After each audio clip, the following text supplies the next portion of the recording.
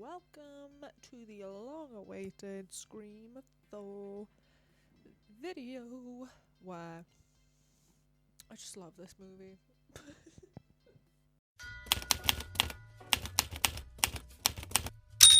I have been so excited. I couldn't wait to get to the Scream 4 video because Scream 4 and Scream 1 are just tied for me.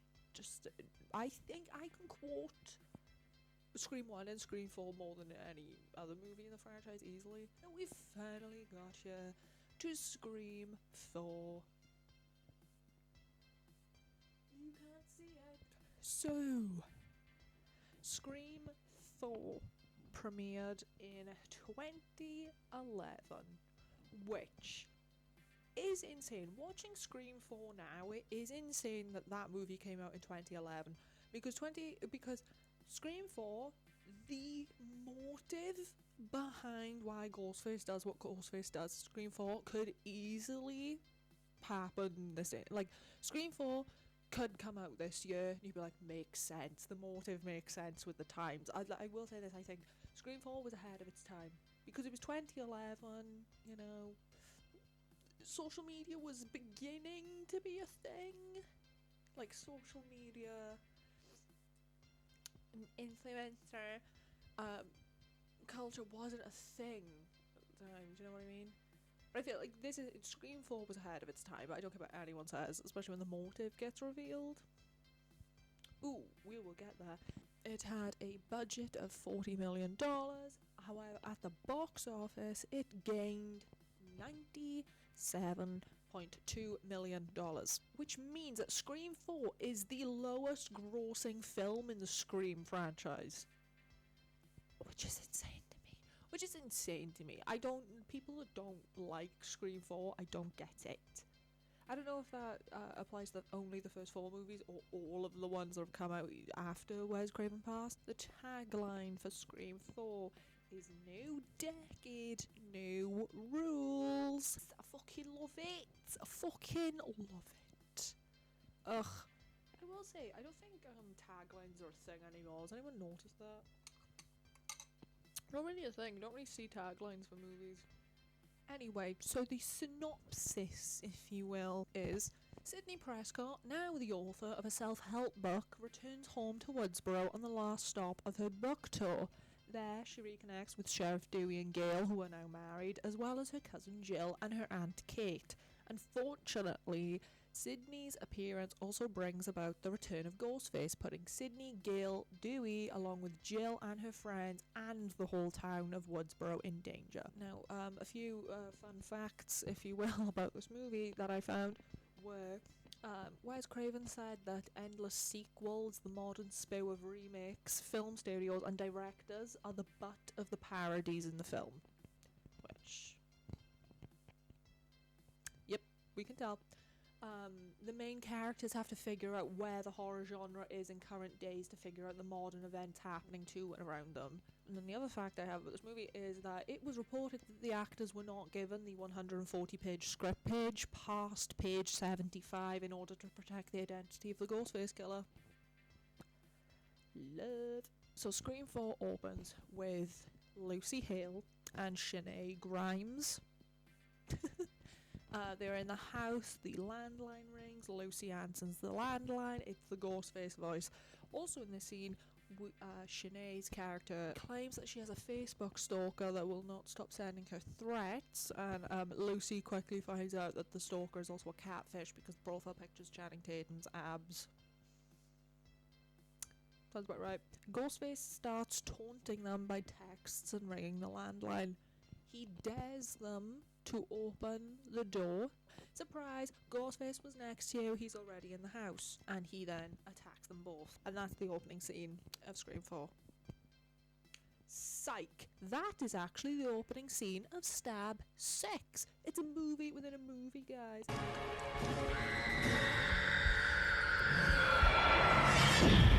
We see Kristen Bell and Anna Paquin are sitting on the sofa in their house. They're watching that scene, the opening of Stab 6. Anna's character is critiquing all of the Stab movies. It's so predictable. There's no element of surprise. You see everything coming. And all of a sudden, Kristen Bell pulls out a knife and stabs her. Did that surprise you? Now shut the fuck up and watch the movie. Cinema. And that's the opening of Scream 4. Psych! That's actually the opening of Stab 7.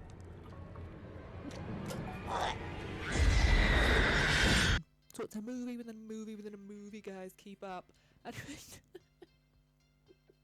So, now we see Amy Teagarden playing Jenny Randall and Britt Robertson playing Marnie Cooper.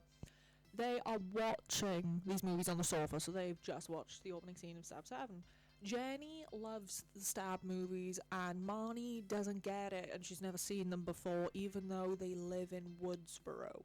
So then, we find out, so in the scene, we find out that the original trilogy of Stab movies were based on true stories. Obviously, we knew this. But Sydney threatened to sue them if they used her life story any longer, so then they started making stuff up.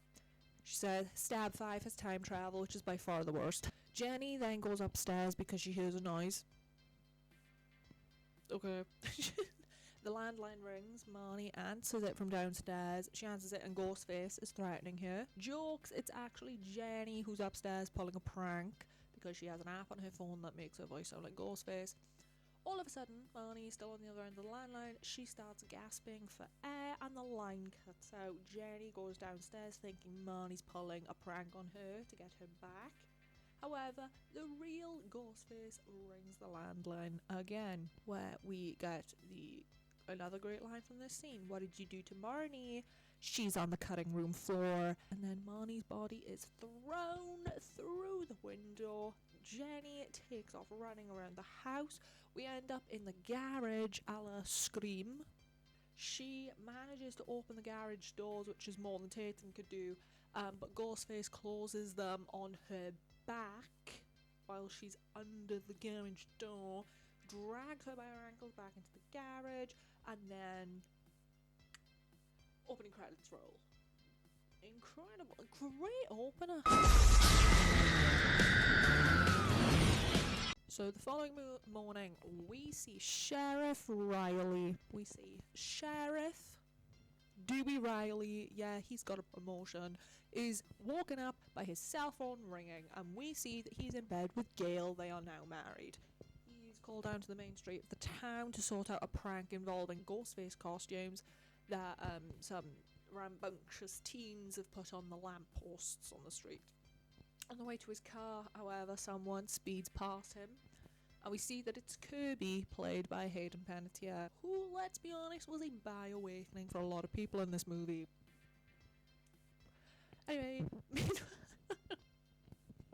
Kirby Reed picks up Sydney Prescott's youngest cousin, Jill Prescott, played by, yes, Emma Roberts, and her friend Olivia Morris, who lives next door to Jill's character. Before Olivia and Jill get in the car, Kirby calls out to Jill's character, hey, before you get in the car, you gotta promise not to murder me, okay? Keep it out of my fillet, okay, guys? Because she says this because Jill's cheating ex, Trevor, called her last night.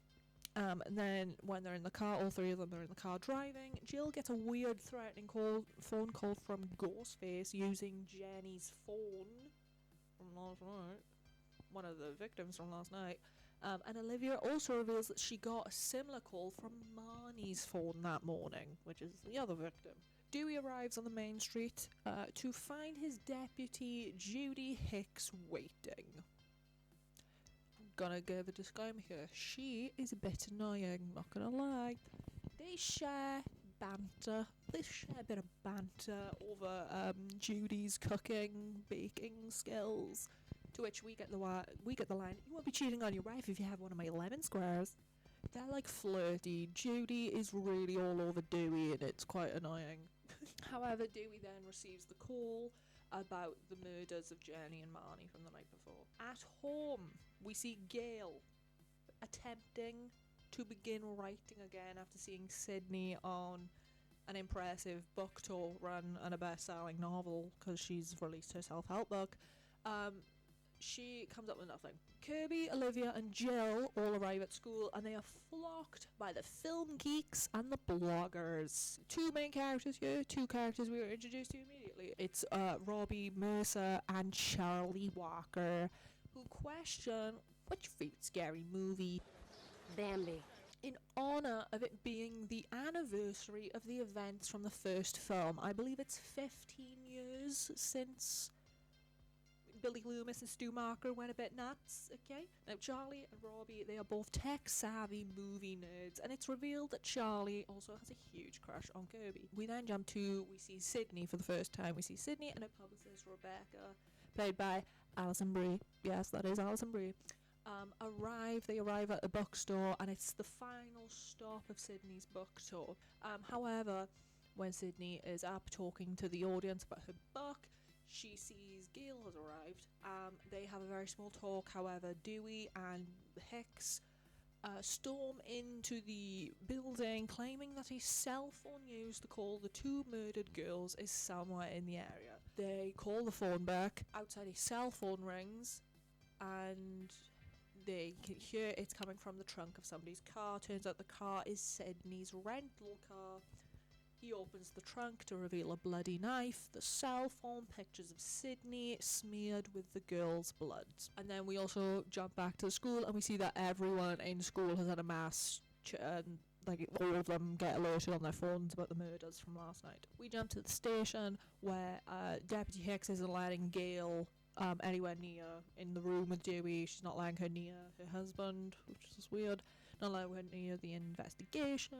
We also get the incredible line read from Courtney Cox, which is, your lemon squares taste like ass. Dewey doesn't want her help to solve the murders, which I still don't understand.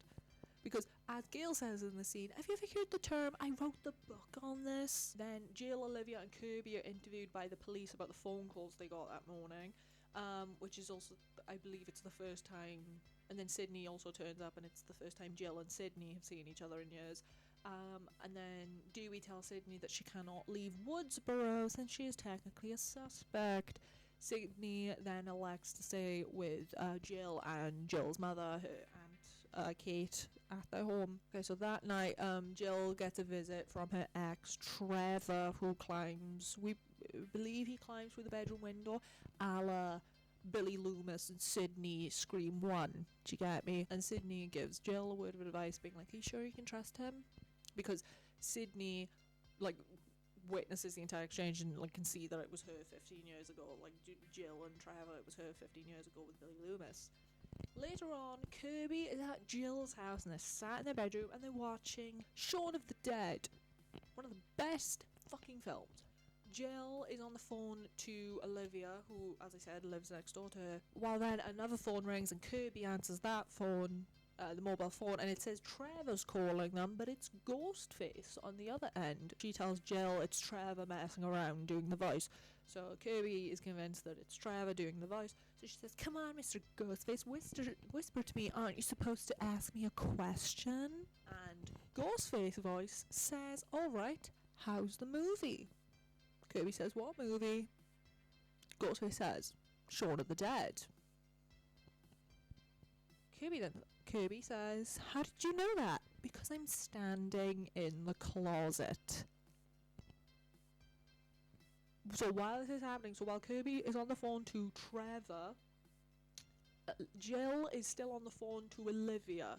And Jill is like reciting the conversation to Olivia. And Jill's getting freaked out with the conversation. Kirby just flings open the closet door, but finds no Ghostface. So Kirby immediately goes, I knew you went in the closet, you're such a liar. He counters with, I never said I was in your closet. As Kirby realizes his meaning, Ghostface breaks out of Olivia's closet in the house next door. I never said I was in your closet. Proceeding to attack her repeatedly, knock her around the room, and at one point he pushes her out the window and she's hanging out the window and still getting attacked.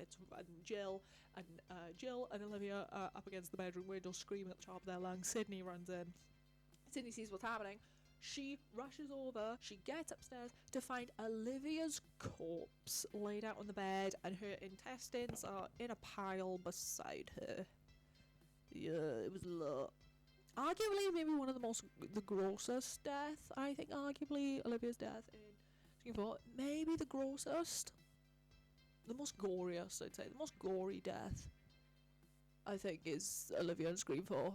All of a sudden, Olivia's phone starts ringing. Sydney answers it, and it's Ghostface on the other end, who says, "Welcome home, Sydney. Preview of coming events." Oh, poor Sydney. You think this is all about you. You think you're still the star.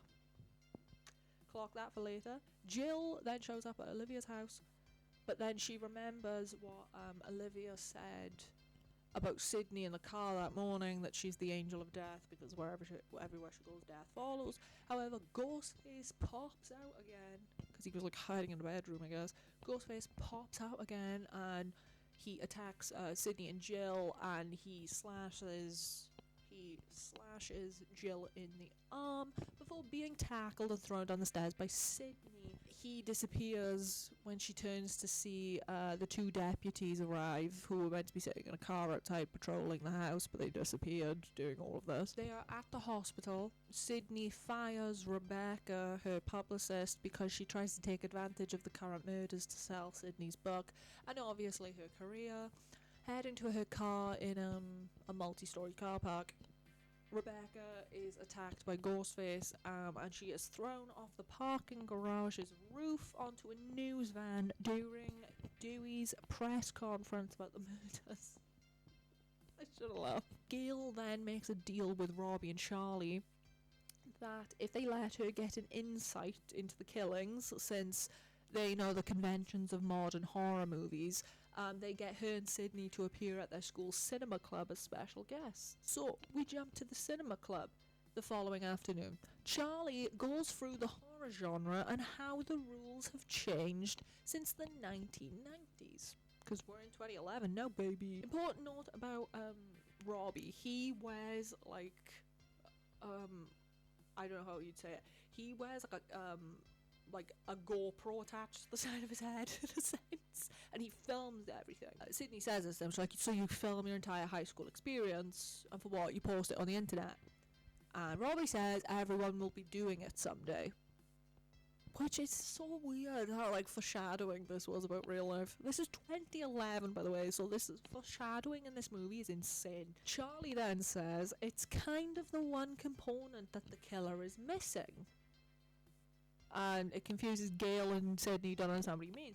He says, well, if you want to be the new version, the killer should be filming the murders. Robbie then says, yeah, it's like the natural next step in the psycho slasher innovation. I mean, you film them all in real time before you get caught. You upload them up to the internet, making your art as immortal as you. Sydney then asks them, who do you think is doing the murders? Charlie's response is, well, it's clearly a stab fanatic, working on less of a shriek wall and more of a scream make. Charlie goes on to say, because all there are now are remakes, it's the only thing horror studios greenlight. I mean, there are still rules, but the rules have changed. The unexpected is the new cliche. Robbie says, yeah, you gotta have an opening sequence that blows the doors off, gallop some music video direction, and the kill's gotta be way more extreme. Modern audiences get sappy to the rules of the original, so the reverse has become the new standard. In fact, the only surefire way to survive a modern horror movie, you pretty much gotta be gay. I mean, for 2011, yeah, before the 2000s, the horror cliche was you could only survive a horror movie if you were a virgin. That was pretty much the cliche. And now, I'd say, like, yeah, early 2000s, it was if you're gay, you'd survive. It changed. And now it's anyone. Now, being in 2025, anyone's a given. Anyone can go in a horror movie. It doesn't matter anymore. Gail then asks them, how are you so sure that the killer is working by the rules of a horror remake? Wow, the original stab structure is pretty apparent. Yeah, 2 kids killed in a house when their parents are away. And then the school's hot chick savaged beyond recognition. We all know where it goes from there. A party. During this conversation, Robbie then reveals they're having a stab-a-thon, an annual party where local teens get together and watch all of the stab movies while playing a drinking game. This is also the scene where we get an incredible line from Gail, which is, so where's this circle jerk taking place? But the boys, for some reason, the boys refuse to tell her because they don't want a reporter crashing the scene, if you will. So, Scream 4, we are playing by the rules of a remake, which are, number 1, you pretty much have to be gay in order to survive, everybody dies. Number 2, the original ending is a false ending in the remake. Number 3, the killer is always behind you. And number 4, I cannot reveal because it is maybe the best line that Sidney Prescott has in this movie. So we will get there when we get there, but you will know what the rule is. So, Jill is at home with her mother because obviously her mother will not let her go won't let her go outside the house.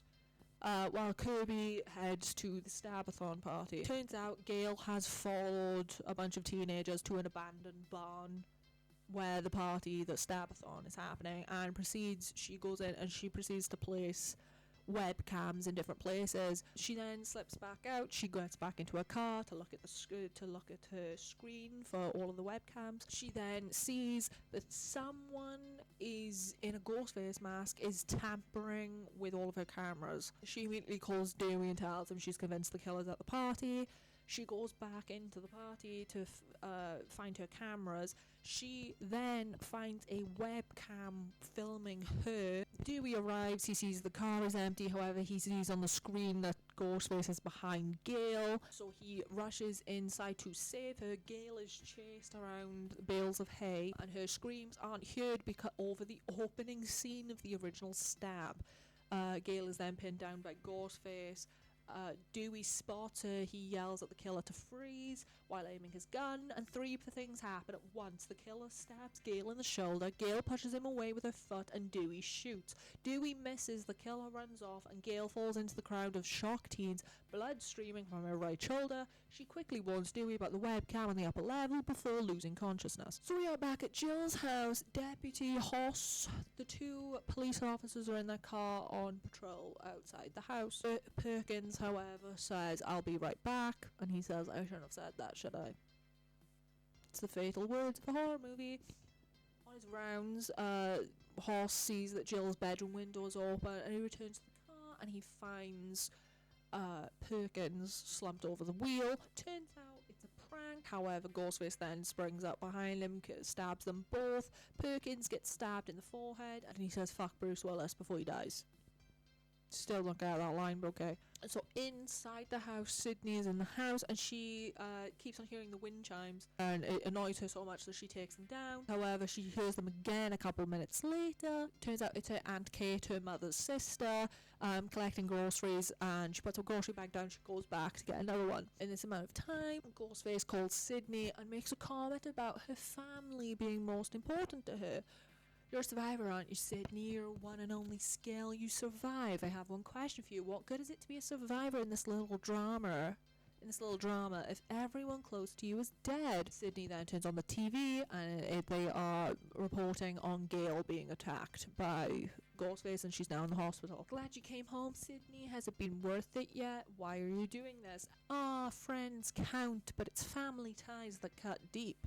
Am I right?" "What do you mean?" "The ones you care about most, and what's closer than family, the bond of blood." This prompts Sydney to rush upstairs and check on Jill, but she finds the room empty with Jill's laptop open on the bed. She opens it and she sees the messengers left open, revealing that Kirby took Jill to her house for an after party, because obviously the Stabathon was ruined. Kate reveals that the cops are no longer sat outside in the car anymore, so Kate and Sydney run to the back door, intending to get to the car. When they open it, they see Ghostface's reflection in the wind chimes, and they turn back round. At the front door, Ghostface wrestles to get inside the house. However, Kate and Sydney successfully shut the front door. Kate sits down and props herself between the door and a nearby archway to shove the door back. Unfortunately, Ghostface stabs her through the mail slot. Let's get out of here. Deputy Hicks then arrives. But Sydney runs off in an attempt to find Jill. So we're at Kirby's house. We're at the after party. It's Kirby, Jill, Robbie, and Charlie. However, Trevor has turned up, and they're all upset because they don't want him near them.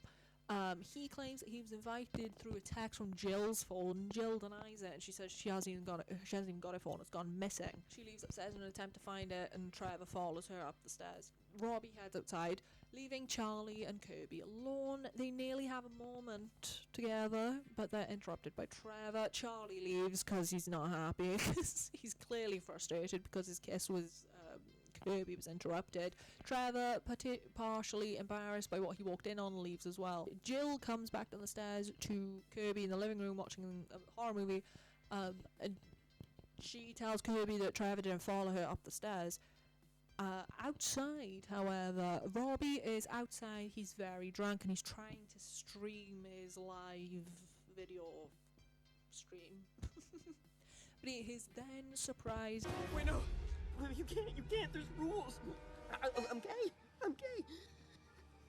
I mean, if it helps. Sydney soon arrives, and asks Jill to come with her. They go to the front door, and Robbie is stood on the porch, gasping, run, before finally collapsing on the porch and dying.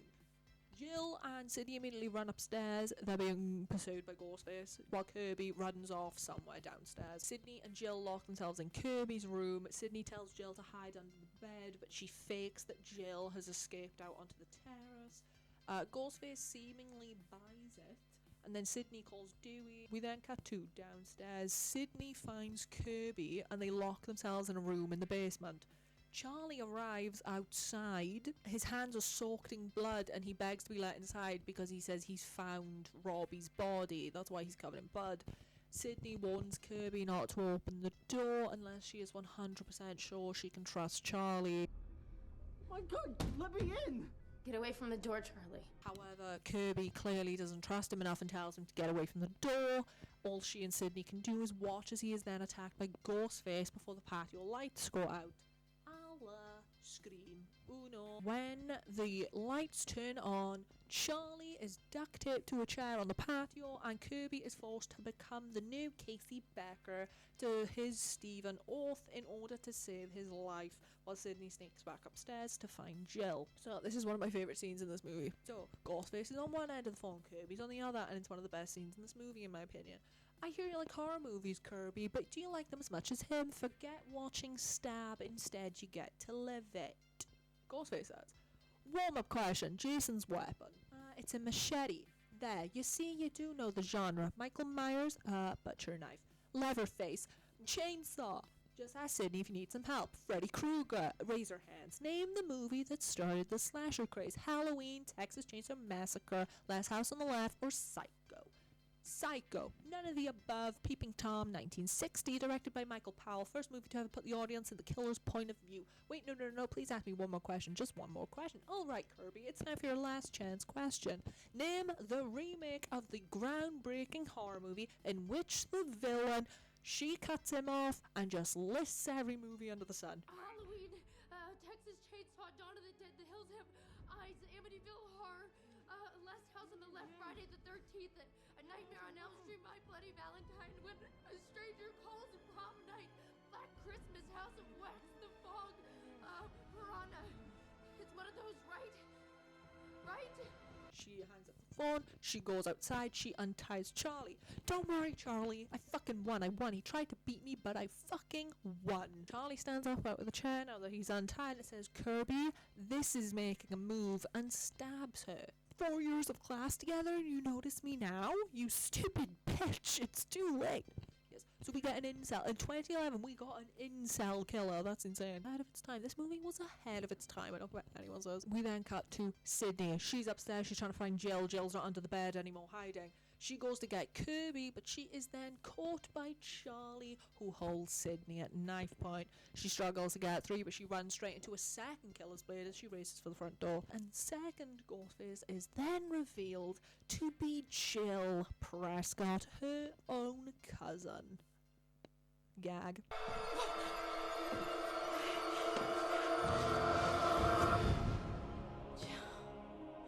Hello, Sydney.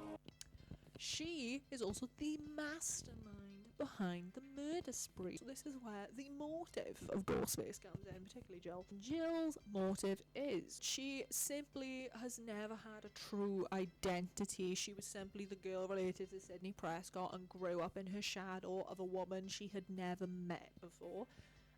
Charlie and Jill also voice that their intention behind this thing is they want to be this generation's Sidney Prescott and Randy Meeks, and they also reveal that they have been filming everything since this all began. Charlie then reveals Trevor, who was gagged and bound in the nearby cupboard, a la Sidney's father in Scream Uno. Thank you. Jill then reveals that Trevor is the one that's going to take the fall for the massacre, and including the attacks on Charlie and Jill, the only survivors. And Jill says, again, an incredible scene in this movie, incredible line from Jill in this movie, first of many, which is she says she is pointing a gun at Trevor, and she says, "I'm not the girl you cheat on," and shoots him in the dick.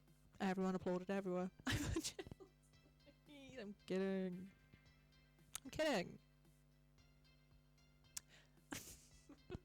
Yeah, she shoots him in the dick, and then she shoots him again.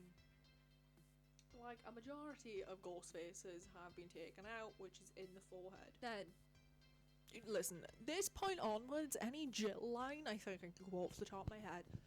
Sidney says to Jill, "How could you do this? How could you do all of this?" Jill says, "Do you know what it was like growing up in this family related to you? I mean, all I ever heard was Sidney this and Sidney that and Sidney. You're always so fucking special." Well, guess what? Now I'm the special one. To which, in response, Sidney says, "You'll slip. They always do."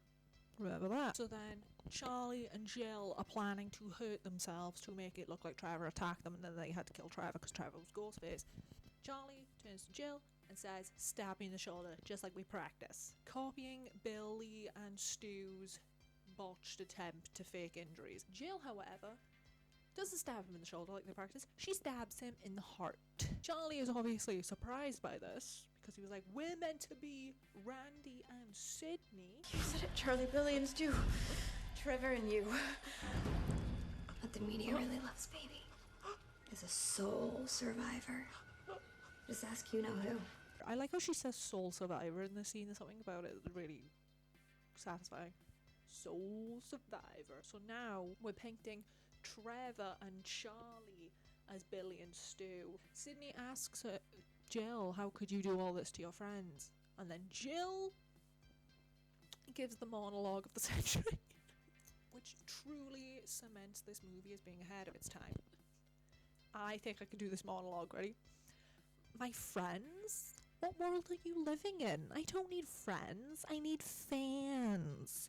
Don't you get it? This has never been about killing you. It's about becoming you. I mean, for fuck's sake, my own mother had to die. No great loss there. So I could be true to the original. That's sick, right? Well, sick is the new sane. You had your 15 minutes. Now I want mine.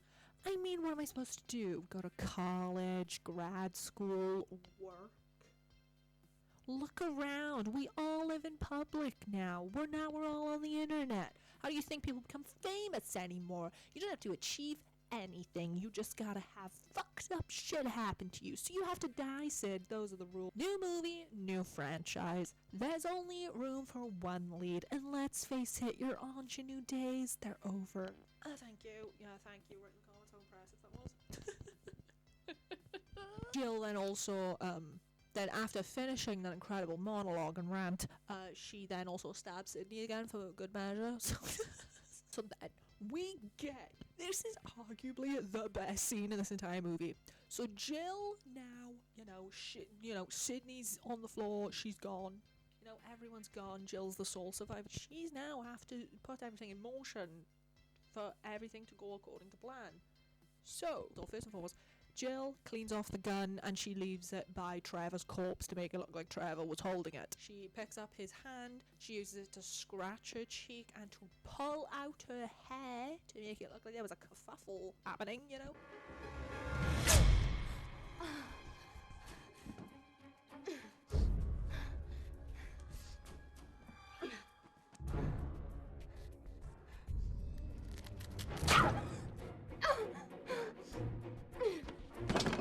then grabs the knife. She holds it against the wall. She runs into it. And then she cleans the knife and puts it by Trevor and Charlie's body. She then runs at full pelt into a painting that is on the wall. She purposely falls backwards into a glass coffee table.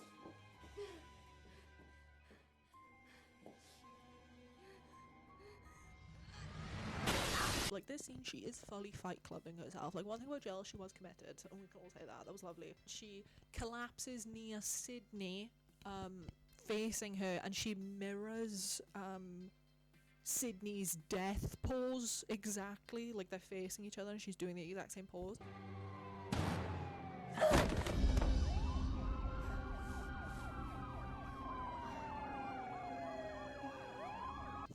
Dewey, Judy, and the rest of the police arrive shortly after Jill loses consciousness, and they stumble upon that room.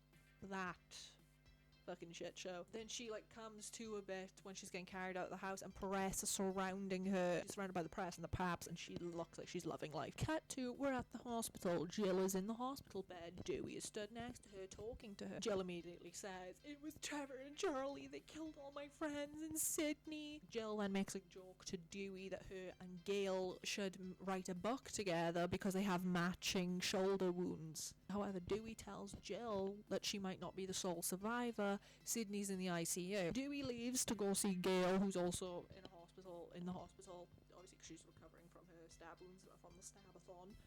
Jill sneaks out of her room and she goes to the ICU, determined to kill Sydney once and for all. Dewey and Gail are talking, and Dewey says to Gail, she asked if you were okay.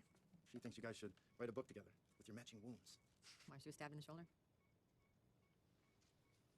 How did you know I was due? We then cut to Sydney's ICU room. Jill is watching her sleep, and she all of a sudden wakes up. Like, Sydney, like, senses her evil spirit and wakes up, you know? And Jill says, another great line from this, "You won't just die, will you? Who are you, Michael fucking Myers?" Jill is beating Sydney's ass. She attacks her immediately. She chokes her, and then she throws her against a glass door. Dewey runs into the room. Jill knocks him out with a bedpan.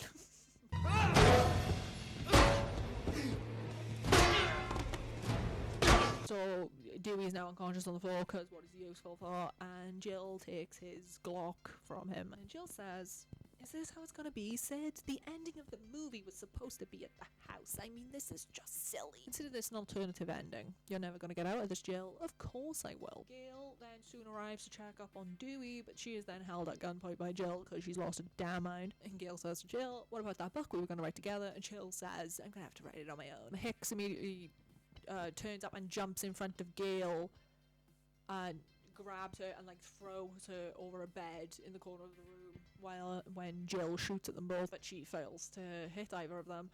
Then Jill orders them both to come out from behind the bed hiding, otherwise she's going to shoot Dewey in the head. Hicks slowly comes up and puts her gun down. However, she then tells Jill not to do anything stupid. Jill immediately gets annoyed at Judy and shoots her. It says, "Don't tell me what to fucking do." Then Gail gets up off from the floor, from around the bed, and she sees Sydney moving, but Jill hasn't clocked it yet, so Gail starts stalling Jill for time. Sydney slowly reaches up for the shock paddles that are on the side. Gail says to Jill, "Please let me have one last word." She says, "Sure, what is it?" And Gail says, Clear.